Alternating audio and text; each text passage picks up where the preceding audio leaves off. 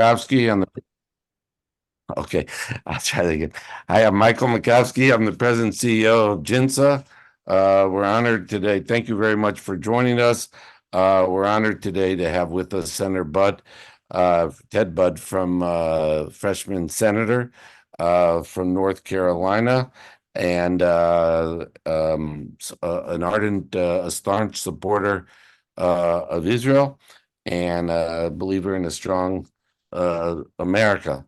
And he sits on I'll let him say things about himself, but certainly some of our audience would like to know that you already sit on the Senate Armed Services Committee, and you're also on the Cybersecurity, Emerging Threats and Capabilities and Personnel Subcommittee.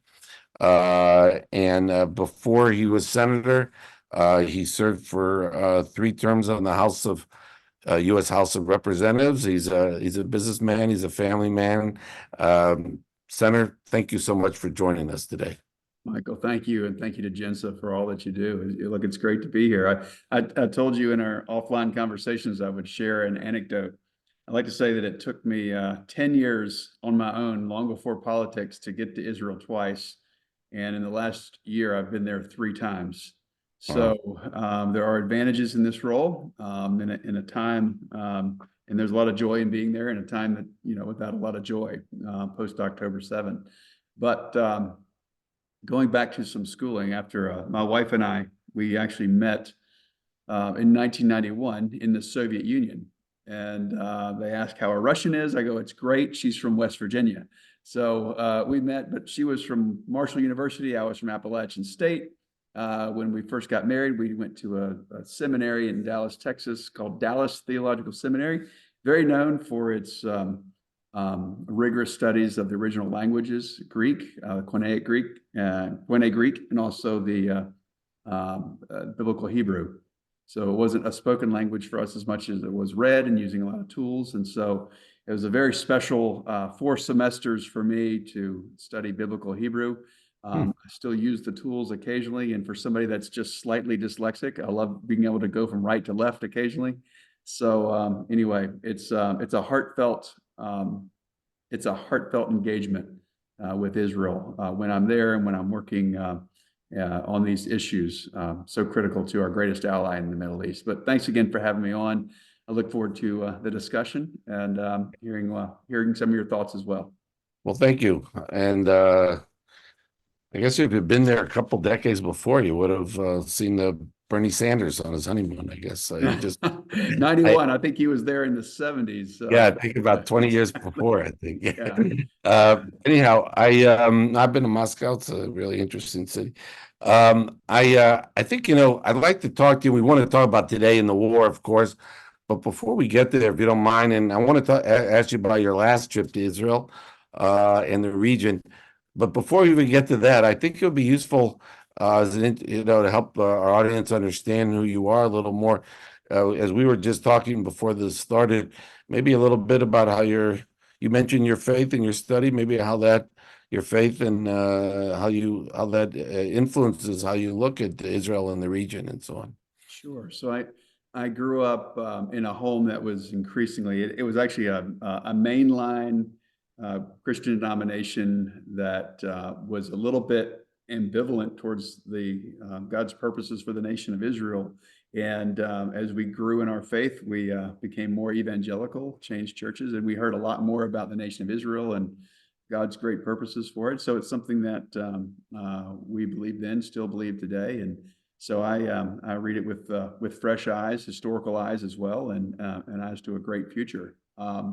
So anyway, it's very important to me, not just from a national security point of view, certainly that on that issue alone.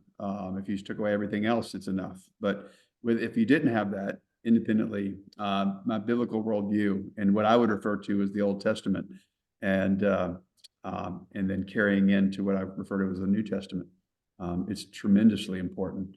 So I would say it's a heartfelt engagement, as I mentioned in my opening remarks, and my faith, for me, revolving around the person of Christ and his Jewish roots and his love for his nation. So those are that's tremendously important to me. Okay, good. No, thanks. It's helpful. I must say, having spoken at a couple of evangelical churches before and speaking at synagogues, it's a completely different experience. I usually feel a greater fervency about the state of Israel sometimes from the evangelical churches than I do. Depends on the synagogue, though. Yes, and I've been to several synagogues, and Yeah. I will say, during an election in 2018, I've never I've never been hissed at until I went into as a Republican running against a Democrat in a synagogue. But that was not the one that that we align with. But again, my love for the nation of Israel is profound, and for its people. Well, we appreciate that, Senator. So let me ask you, you were recently on a congressional delegation, or CODEL as they're called here in Washington, and you went to the region. Why don't we, maybe you could talk about your trip to Israel and the region, and then let's talk about what's going on in the war and everything. And then, So it was the first few days in January. It was bipartisan and it was bicameral, so House and Senate. It was very profound, and it was all revolving around the U.S. hostages. It started in Egypt. We went to Israel. We actually, because of our military situation, we went to Jordan and then drove into Israel. We also went to Qatar and asking them to be engaged on returning the U.S. citizens that were being held captive by Hamas. We're very surprised and very pleased at Egypt at the time and what they're doing. We don't think they're getting the limelight as much as Qatar was, but they're overperforming, whereas we saw that Qatar was underperforming, and we've continually put pressure on them. And we're starting to see some engagement, them not seeing the need to be or them questioning publicly in the last several days the need to be hosting Qatar's or Hamas's Politburo. So that's a positive movement that came out of that trip. But one of the most profound things was walking in the kibbutz and near Oz, meeting with the families, going to Tel Aviv and meeting with the families of the American hostages. Every single one was there. And Aviva Siegel, who's the wife of Keith Siegel. Keith is a North Carolinian. He's about 64 years old. He's still captive right now. It's been 159 days. And, she was held captive for 50 days and then was released. So she's been away from him longer than she was in captivity with him. I think that's the only situation out of all the captives and hostages that where a couple was captured and the wife was then released. So she is around the world right now, sharing the story that we're talking about. Keith, who is from Chapel Hill, North Carolina, his sister was our guest or my guest at the State of the Union, and his niece as well. So we just want to do, Joni Ernst, who is really, she was the leader of this CODEL, and we've worked in lockstep on this. And we've had so many other allies in the House and the Senate on this. But it's so easy in an attention deficit world for things to move on. If it's funding, supplemental, which does relate to Israel, other issues, our own southern border, to talk about things other than the hostages coming home and our relationship with Israel. But we work every week, Senator Ernst and myself, every week to keep this in the forefront. And so that's why we're not letting this go. I keep a corner of my desk dedicated. I brought everything over here. These are the meeting notes that I've assembled. This is a book, and just I keep it on Ite Shen's page, since we were notified that we think that he was deceased on October 7th, but we were just notified yesterday about that, and so our hearts are broken with their families. And that's got a page for every one of the U.S. citizens that's held hostage. I was going to bring him up, right? Because it was announced yesterday. Yeah. Of all his father, Ruby, and he's American. They're American Israelis. I grew up. His father certainly grew up in the United States. I've been in touch with him a number of times, and he's a very fine guy. And he's a great businessman, a great father. Yeah. All these people, they just want to be like any of us. I have children, so I have 3 children that are roughly the same ages of these children. And those that were in the IDF, those that were at the concert, those are my kids' age. So I feel it from a father's perspective, and I feel it from a U.S. leader's perspective as well. Yeah. What you mentioned, look, I've seen you've made some comments, and since you brought up Qatar, um, you've raised questions about whether they're doing enough. You said, I mean, in either they're influential, but if they're influential, then there hasn't been a hostage deal since the end of November. Although, as you mentioned, they've now said in recent days that they'll kick out. They reportedly will kick out the Hamas leadership if they don't cut a deal. But how do you assess, or if they're not influential, then maybe we shouldn't be as deferential. So, how do you look at Qatar in given all what's been happening with the hostages? Yeah, look, I look at they're Yeah. trying to be Switzerland, right? They're trying to be neutral, but this is not a situation of neutrality. You can't be on both sides of the fence. That's how they get hurt. And look, we're appreciative of them hosting Al Udeid Air Force Base. That benefits them almost more than us. And there's lots of folks that are probably willing to host us. So they're not the only game in town. Look, they're very kind. They're very generous hosts, Middle Eastern hospitality when we're there. But we were very adamant. And every world leader, whether it was them, whether it was speaking with Israeli military leadership, or whether it was in Egypt, we bring the hostages up in every single situation. But when it comes specifically to Qatar, it's time to either fish or cut bait. Which you going to do? And we just think pounding that message over and over. What are we in since 2 months now? We've actually are starting to see movement. We realize it's untenable, the position, the supposed position of neutrality, and it's not neutral. Look, they're hosting Hamas, right? There's no need for Hamas to even exist, and they're hosting their political arm in Doha, and that's unacceptable. And we made that very clear. It just takes a while for it to sink in, or for them to realize the consequences of the world losing faith in them. They, if I recall, their statement on after October 7th was Israel was solely responsible for October 7th. It was actually one of the worst statements of any country in the region. We've done work before in Qatar, and we're going to be doing more. But we've had some retired American generals suggest that maybe Al Udeid is not as important as the perception is. But as you point out, it might be more important to them than it is to us. But no, it's billions of dollars to their economy. But what the question comes down to one of leverage, and the ambassador in this chair behind me, and we've talked multiple times, was in my office, and he said, "Look, we're going to use our leverage that's meeting number one before we actually traveled over there this year. So end of last year, probably late November, early December. We have leverage, or we're going to use it." And then the next time he's in here after my trip over there, he says, "We don't have leverage." So we're just saying, like, which is it? If you have leverage, you need to use it. If you don't have leverage, then what the heck are you doing with Hamas even being, right. You're hosting them. So pick one and make a decision accordingly. Yeah. They both can't be simultaneously true. Do you think the administration, the Biden administration, how do you think they've handled Qatar? I mean, I want, how they handled Qatar. I mean, there was it was announced over around Christmas time.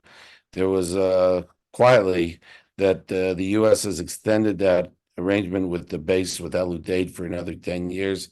Do you think the Biden administration is putting proper pressure on the Qataris like you and your colleagues were? Well, as long as we're talking leverage, that sure seems like poor timing to get anything out of. Yeah, I wondered.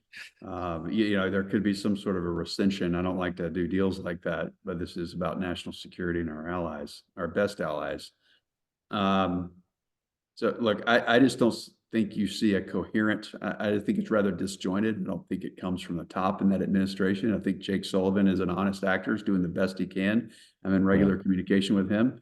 And he is, there's not a conversation that we have with him where we don't bring this up and we don't talk about the specifics of the hostages. So I think he's doing the best he can in a disjointed administration. look, you brought up, okay, so you brought up Jake Sullivan. So he was just quoted yesterday. It seems like, we'll see, but he made comments that seem to want to, I'm shifting now, uh, because there've been a lot of rhetoric coming out of the White House lately, and not just the White House, but other Democrats, very critical of Netanyahu. There was report, intelligence assessment that was, there was publicized saying that Netanyahu could, lose his position. And, President Biden in an interview suggested it wasn't really clear that Israel going into Rafah, the last bastion that Hamas seems to be, where their leaders are underground, where a lot of the hostages seem to be, would be a red line. But it wasn't really clear from the rhetoric. And Jake Sullivan, the national security advisor, said it's not a red line, and we're not going to would suggest that the U.S. would not withhold any weapons from Israel. How do you see now? So perhaps the administration is now shifting after this sort of, I don't know, too much, back and forth with Israel, very critical of the Israeli leadership on the war. How do you see where we are now? Um, should we're going into Rafah be a red line? Should Israel go to Rafah and finish off Hamas? Is it in the U.S. interest to defeat Hamas? Absolutely, it's in our interest to defeat them so that this doesn't happen again. We got major problems that need to be dealt with, and October 7 was the. We wish that had been stayed off forever, and it could have been solved by an occasional use of the Iron Dome. But that was not to be, tragically.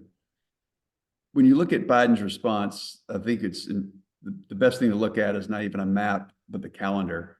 And I would say let's see that it's 2024. It's a presidential reelect year, and he has less of a Middle East problem in his view than he has a youth problem, than he has a Michigan problem, than he has a Minnesota problem. So he's got major problems. He's losing the coalition that he's built. It's fracturing. Those that have traditionally allied themselves with the Democrat Party are falling apart. And so he's trying to solve that through what we see internationally as an incoherent strategy. Look, if you do polling, I imagine good polling inside Israel, they're going to see overwhelming support domestically for what Netanyahu is doing. I'm not saying support for him ideology views or views of the court. That's a completely separate thing. But what's being done right now has to be done. It's an existential issue for Israel, and Israel needs the time and the space to do what they need to do to preserve itself for the indefinite future. And we need to tone and tune our strategies to match that as well. Unfortunately, it's just coming across as incoherence, and it's really about 2024 more than it is Biden and Israel or Biden and Netanyahu. Yeah, it's domestic politics.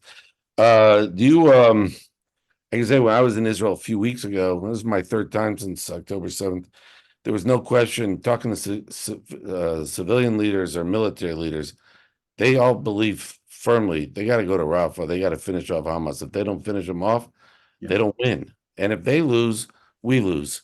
And I think it's a kind of a zero-sum game. And if Israel comes out as victorious, the United States, it's good for the U.S. And if they lose, it's bad for us, I think. Yeah, I would just remember, look, if I could encourage Israeli leadership, I would say, look, you're fighting two wars.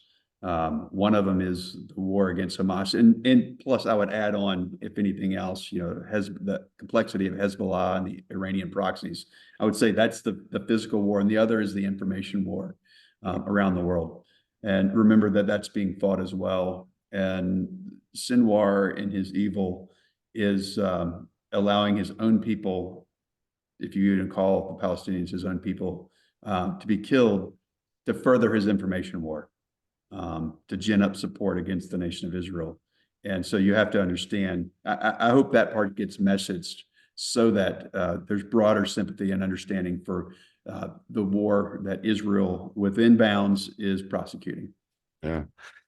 I thought when you mentioned about the incoherence, I think as Netanyahu pointed out, what I think correctly was the more daylight it appears between the United States and Israel, the more Sinwar could ratchet up his demands, and he thinks that he could come out of this victorious. And the more I think the U.S. backs Israel, then the better the chances to free hostages and perhaps have some sort of, and also have victory in Gaza, I think. But I would agree.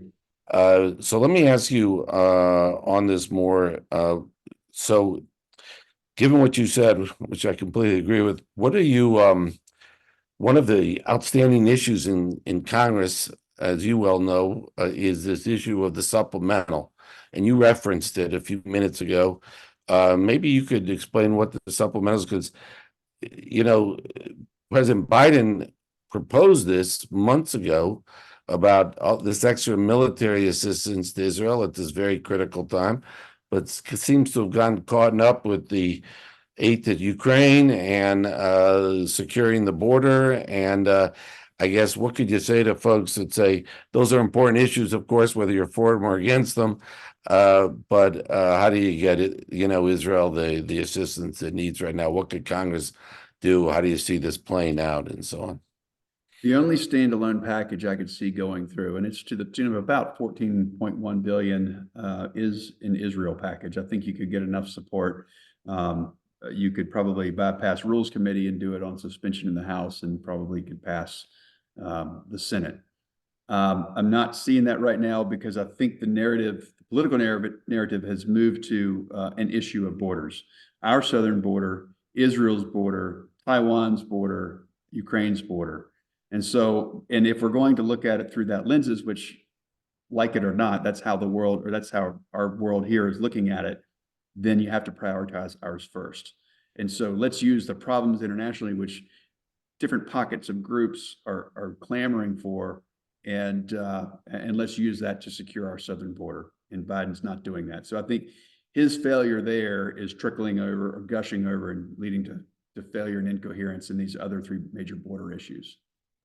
So do you think that you said a standalone package for support for this 14 point, something, a supplemental budget wasn't brought up from the House before, or what was brought up at the Senate and objected? Because I There may have think been several, but the first version actually had the pay for, and that's the discussion. I'm a fiscal conservative, so I'm certainly sympathetic to pay fors. But I would say the first one had, we're going to pay for it by rescinding some of the dollars that were allocated for the Internal Revenue Service and the agents. And that was a bridge too far for the Democrats. So you think, though, then how would you think a standalone legislation for the supplemental just for Israel without dealing with the pay fors, meaning outside of Washington speak, meaning how you pay for it, you think that could pass? And I think there's an appetite for it, unless it's an issue, back to leverage once again. Does that deleverage the need to secure our own southern border? And if those two are linked, it's going to be more difficult. If it's seen independently and not affecting one another, then I think there's an appetite for it. I'm sorry. Let's remember here, you and your guests, you're talking to a freshman. Yeah, no, we understand. We're not putting this all on you. We're just trying to get insight about how this plays out. That is my take, though. And by the way, I think most of our audience supports a strong, secure border and U.S. border. I think I could say that safely. We actually, by the way, GINSA, although most of our education programs involve military folks, we do have one program that involves U.S. law enforcement. We actually brought a group of law enforcement, U.S. law enforcement officers in the Solidarity Mission Israel in November, and we're planning to bring one in May. And they actually, the one that went in November, they actually learned a lot. That's the original purpose of this program, which we started after 9/11, was for the U.S. law enforcement to learn from Israeli law enforcement. And my understanding is that they usually they learned it from the last trip. And we did a tour a few years ago of the southern border, because we took the border patrol, the border control head there, and we had a lot of interest in our organization in this issue, by the way. Thanks for what you do there. It's very important. Yeah. So one last thing, I'm just going to press you one more thing on this supplemental because I don't, I think it's gotten lost in all this. And by the way, I give the Biden administration credit. Despite this not passing, they are continually resupplying Israel with ammunition, despite this. It's not, but I guess at some point, if there's no movement, are you saying that unless there's some movement by the administration, the Biden administration on securing the border, which I don't know, after the failure of that compromise that, you know, I guess that even Republicans in the Senate didn't support in the end. Um, Given that and the politicization of this, is this supplemental just going to be hanging out there for a long time, or do you see any way that this could get resolved if there is no settlement on the border issue? I think having to do individual pieces, and I really think the politics of it hang on, since it's viewed as border, it hangs on our southern border. Yeah. I think it's going to drag along, and that's one of the things we talked about in the Republican conference today. That Wow. it is going to move incredibly slow, and then if you look at our map, our calendar, we're going to be out of Washington for a lot of the year. We're not going to be here in August. We're not going to be here in October. The dates on the calendar, there's just not that many Mm. because it's a election year. Yeah. By And the way, Schumer's on the defense because of the map. even though I want to get back to the Middle East, but this is relevant. When we talk about the border. One of my concerns, certainly all along, has always been not just on the southern border. I worry about the northern border too. I worry that one wonders. We know about the those on the terrorist watch list that we've actually caught, but then there's the gotaways. And do you worry that given the tension, what's going on with Iran? I mean, let's face it, it's the Iranians that are the chief instigator of a lot of the problems that we face and Israel faces in the region. They're our biggest foe in the region. Certainly, they pose an existential threat to Israel. Are you worried that there are Iranian or Hezbollah agents that are coming through our borders, into our homeland that could pose security risks going forward? Or Oh, absolutely. When you look at 190 some 200 countries that have come across our southern border, many from China. And what you've seen with a largely Shia country in Iran is their willingness to find allies outside Shia Islam. I mean, they'll find radical Sunnis, which are more ISIS, and there have been ISIS folks in cells detected in our country. So those folks are here, and we have to do a tremendous amount of deportation and vetting and figure out who those gotaways were. It is a decades-long mess that we have to just work on as fast as we can when we get the right administration in place. hey, probably, I want to ask you about Iran, but I just looked at one of our comments from one of the U.S. generals. We have a lot of retired American generals involved with us, but one of my personal favorites and a good friend of mine is General Chuck Walt, former deputy commander of our European command and former air commander of our Central Command. And he wrote here in a statement, I just feel like I want to share it. And Chuck is extremely knowledgeable about the region. He wrote, just a comment we could do without El Udeid, period. No, I'm reading it. I'm reading Yeah, it you right see here, that. General. And my recollection, Chuck and I we've been friends a long time, and to me, he's one of the smartest generals in our orbit. And Well, this is like Lake Wobegon being on this. Everybody here is above average on this. yeah, well, he's a very savvy guy, and I think he went to El Udeid on about a day or two after 9/11. Actually, his long experience in the region. So I just felt like it was important to share what General Wald had to say about that. Well, thank you. And look, I would say it's important that we be in the region. It's not important as important that we be there. Okay. There Yeah. are other potential hosts, and you look at where the Fifth Fleet is in Bahrain. I mean, there's a lot of other assets in the area and other welcome hosts that would love to have our presence there. So let me ask you about Iran because this is what and you've commented on this, but I think it's good to share. It seems like, except for the Houthis, they're still causing a lot of problems. There was just some sailors that were killed because of them. We've had 3 U.S. servicemen, at least, depends how you count, that have been killed since October 7th by attacks from Iran or its proxies. How do you assess the current U.S. policy on dealing with the Iranian, their provocations, just on how they've been attacking our forces since October 7th? Of course, they were attacking our forces before October 7th. Also, it just the numbers went up since then. Well, if you look at what happened in the clarity and the decisiveness in the fall of 2020, when we killed Soleimani, and Trump was just so clear, and he just didn't mess around. It would be the appropriate response is a stronger response. Is you don't want to get in the tit for tat because it leads to the escalations that we're seeing right now. They will always push beyond what we're doing unless we push like we did with Soleimani, way beyond what they're doing. And that led to peace for a long time. I mean, the attacks dropped. They didn't go to zero, but they dropped to a nominal level. But any is too much. And this lack of clarity in the region, this talking out of both sides of our mouth, again, this is about elections in the U.S. more than it is a national clarity and strength. Yeah. Do you think we should be responding to Iran, these attacks by Iran as proxies in Iranian territory, or should we just continue when they happen once in a while to hit back at the proxies in Yemen or Syria or Iraq and so on?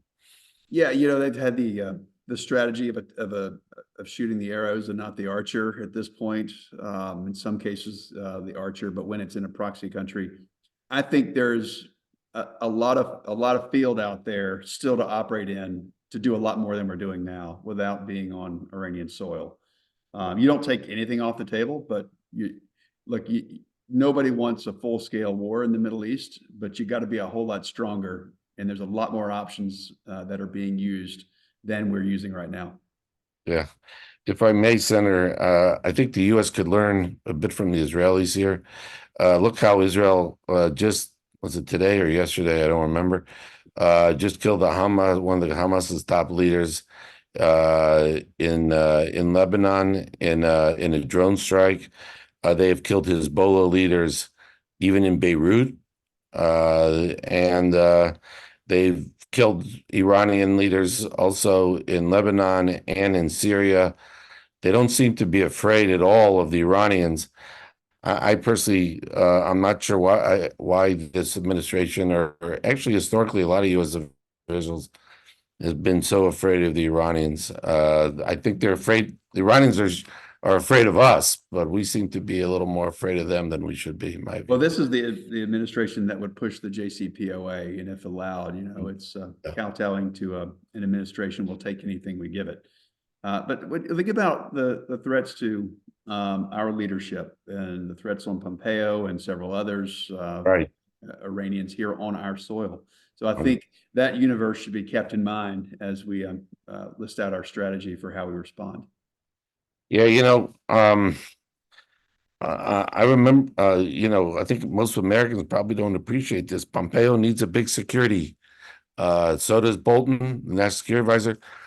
2 retired Americans, senior American generals, that was part of an annual delegation of ours to Israel last year. 2 of them were involved in, or at least the Iranians believe they were involved in killing Soleimani, and they had to have security even in Israel. And because I personally, we've written about this at GINSA before. I'd like to see the United States defend our soil a little more. And when you have plotting against our citizens on our soil, I'd like to see some response against the Iranians, because again, I don't think they want a conflict with us. And well, personally, I think we need to get their attention and do some things inside Iran. That's my own view. And then they'll see how, I think they'll plot against us a little less. Who was our founding father that said, if there's to be trouble, let it be in my day so that my children might have peace. Yeah. And so, look, we need a strong administration so we can deal with these problems so that our children and our allies might have peace. Yeah. Um, Let me ask you on the piece. It's that's the last word you just used. What is your view of the administration, which maybe seems to have been toned down a bit, a little less, but there's been a lot of focus. The President Biden and other senior officials, Secretary of State Blinken, they have been talking for, I don't know, it sounds like at least a month, if not more, about that there needs to be a Palestinian state soon. President Secretary Blinken talked about not a condition-based timetable, but a timetable that is based on time, not on conditions. And Israelis right now of after October 7th, I think it moved to the right. There was a vote in the Knesset. 99 out of 120 voted against a Palestinian state. As one senior Israeli official said to me recently, even Moses wouldn't get 99 votes in the Knesset. And yet the administration seems very focused, maybe because of what you've been saying, which is what I suspect agree because of Michigan. Yeah, And in Michigan, Minnesota, this is about politics rather than what's happening in Israel. It's about what's happening here. I think, look, when you look at the geography, I think it's a bad idea. I think it's bad timing. You need to do it in an atmosphere of peace right now, not while Israel's on a mission to eliminate Hamas, demilitarize Gaza. Um, I think you have to keep in mind what needs to be done for the long term, and at that point, have the discussion at that point. I've never been real favorable towards the idea when you think about the logistics and um, who would maintain the security. The topography weighs against this. I think there's a lot of things that aren't being thought of when people spout two-state solution. yeah, let me go from that big issue to one more micro issue. But the president brought it up in the State of the Union. Is this idea of build the U.S. troops are going to build a pier or an offshore pier in Gaza to help facilitate. I don't know if your committee has been briefed on this or not, but do you have an opinion about, is this practical? Does it put U.S. forces unnecessary in danger? What do you think? Well, when you Does it have 2 help? million, 2 million people, you need 6 million meals per day. I don't think one pier is going to be sufficient. The quickest way is to release the hostages and for them to stand down. There have been so many offers made to Hamas, and if they would yield and take that seriously, then the problem could be solved by using land-based, truck-based, um, uh, you know, uh, travel and cargo without needing a pier. Look, you can ask it, and this is so I'm not endlessly repeating myself. Any questions about why the administration is doing Yeah, this? sorry. I know. And I'm going to insert domestic politics as the Yeah, answer okay, fine. between now and the whenever our time's up. But I would say that's what's happening in regards to the peer as well. Yeah, And plus he's trying to separate himself from Netanyahu, and even under Obama when President Biden was vice president, I mean, he was the emissary in the region. You didn't see Obama travel there much. You saw Biden do most of the work that a Secretary of State would do. And I think this is just a continuation of that for him trying to figure out the Middle East. And it's just like then, but even worse now, it's incoherent. yeah. I think when he was vice president, he was seen as one of the more friendly senior officials in the Obama administration towards Israel. And I think his comments on October 7th and until the last couple of months have reinforced that. But as you keep pointing out, Well, I would say to your point, you're correct, but let's realize that there are differing voices in the White House, yeah, and he's largely being managed away from probably what his impulses yeah, throughout his political career would have told him. yeah. No, look, by the way, I agree with you on the politics, and you might recall when Secretary Blinken was, and this was coming out a lot about the Palestinian state last month, and a colleague John Hanna and I just wrote about this recently.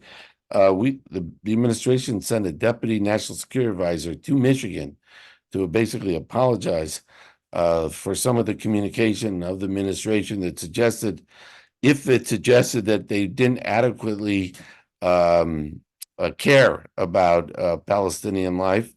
I found it an unusual thing to happen, and it was that same week when you heard a lot more from the administration on the Palestinian state issue, and so clearly it seems Well, like this dual nature approach, these apologies, and kind of him backtracking from his strength on October 8th, October 7th, yeah. I think that's inflamed the problems. It's given unnecessary morale and energy to Sinwar, Hamas, and Gaza. I think that's, we need unmitigated pressure right now to end this quickly and save civilian lives. And I think when you have a dual approach, I think it only prolongs it. Let me ask you this. It's a related issue, but it's not exactly about this. But look, I don't know. You talked about the calendar, and that gets in the way of a lot of things. But one of the things that was happening, there were some positive things that were happening in the region before October 7th. And that seemed to be the momentum for Israel-Saudi normalization. Mhm. And it's understood as part of that, that there would be a U.S.-Saudi mutual defense treaty, and but you need 67 votes for that, and obviously that would need to be a bipartisan vote. I don't know if there's enough time. I don't think that's even possible until the major hostilities conclude in Gaza. But let's just say, for the sake of argument, that Israel, goes into Rafah soon. They defeat Hamas soon. I think the administration will want to pivot as quickly as possible, to trying to conclude Saudi Israel normalization. I think the Israelis would want the same, and I think the Saudis want it. Would you support a U.S. Saudi mutual defense treaty if it would also help facilitate Saudi Israel normalization? From what I've heard regarding a potential deal, I'm favorable toward it. I never want to commit until I see the text and the specifics of it. But I've been very encouraged pre-October 7. And I think that was one of several motivations of Iran and their proxies, is to create the wedge between Saudi Arabia and Israel. So that just merely slowed it down. I think MBS sees through it. I think his long-term view, I think he has to be a leader for his own people first. But I think if the politics were right, he could certainly get there. Obviously can't speak for him. But I'd be very favorable to it for me. I mean, when you look at the geography, you look at how it could help Jordan, you look at what he's building on the Red Sea. He's got to have some travelers, and the people from Israel, they love to travel. They're traveling to Morocco as part of the Abraham Accords, and that wasn't happening before. But you're going to have some visitors to Saudi Arabia, and one way to do that would be to normalize relationships and making Israeli visitors feel safe in Saudi Arabia. Yeah. I'll mention that you think you get enough Republicans, even in this electoral season, to support such a treaty? I don't think it'll happen in this administration. Yeah. I would love to see it happen, unless it's a huge political statement somehow for Biden to have a win, and he comes to the calculation it helps him, to be taken seriously on the international stage. I don't see that happening right now, partly because of the calendar, partly because of the complexity in the Middle East, and partly because it's an ongoing war. Yeah. Right. Maybe it could all change tomorrow, right? But I don't see the trajectory happening right now before January 2025. By the way, I'll just add, as a bit of an organizational plug, but it's relevant. Jinsa, we actually pushed for a U.S.-Israel mutual defense treaty. The U.S. has about 50 mutual defense treaties, or 51, or 51 treaties with other countries, including NATO. There's none with the Middle East. We've been pressing for several years, but we've been pushing, particularly last year, on this issue. We thought it would be very good for the U.S., contributes to stability, add deterrence against Iran. And we thought then, once the Saudi normalization got moving, or there seemed to be a lot of momentum, we thought maybe you try to kind of pair it. But anyway, as you said, I don't think there'll be any progress until at least these hostilities are, conclude, at least the significant hostilities are done. Yeah. I would agree. Yeah. One last thing, and I appreciate your generous time today. Um, I want to go back on the Iran issue because, as I'm sure you've been, you're very aware, and you heard in all your trips and everything. For all the focus of Gaza is the larger looming issue, I think, for Israel is a major conflict between Israel and Hezbollah, and then therefore also Israel and Iran. And there's been a lot of every day. There's like it seems like back and forth with Israel and Hezbollah. Israel's trying to create a little buffer zone in southern Lebanon, so to push Hezbollah back. But I guess the question I have for you is, if Israel gets into a major war with Hezbollah, and they got a lot more capability than Hamas ever had, Mhm. what do you think the United States should do? I don't know if you've thought about this a lot, or maybe you have, or what should we do to help Israel in such a conflict? Because that would be actually a conflict of a whole nother level than what we're seeing with Gaza right now. Michael, the first thing I would do would be present clarity to prevent, a massive rocket attack, and they certainly have the numbers to do it. The second is to give them the munitions that they need and the support that they need. If it's the 14.1 billion, if it's a number close to that, something. Obviously, we want to continue our annual $3.1 billion. That's not in question. But I would say that portion of the supplemental is most important. But the content of it has to be ramping up their industrial base, our industrial base, to make sure that they have the magazine depth to be able to withstand this. Because if you have the tools to fight, but you don't have the bullets, so you don't have the ammunition to fight back, then technology is useless. Yeah, I'm glad you brought up. I think it's a very, very important issue about the defense industrial base. And I'll note, I guess, one of the concerns that we see of all these conflicts with Israel, with Ukraine, with Taiwan, the United States has been exposed as not having enough capability to even arm our allies as much as we would like, and that maybe we're not spending enough on our own defense resources here in the United States. I think there's an editorial in the Wall Street Journal either today or yesterday on this very issue. I'm sure you think about this every day at the Armed Services Committee. I do. The F-35 is sexy. We've got F-15s, quite a few squadrons in North Carolina. We love these.